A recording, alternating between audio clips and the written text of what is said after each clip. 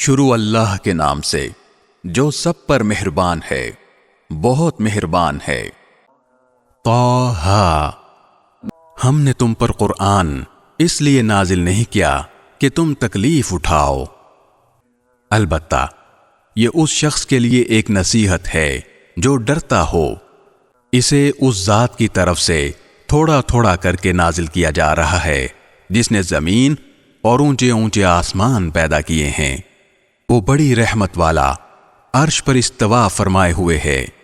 آسمانوں اور زمین میں جو کچھ ہے اور ان کے درمیان جو کچھ ہے وہ سب بھی اسی کی ملکیت ہے، اور زمین کی تہوں کے نیچے جو کچھ ہے وہ بھی۔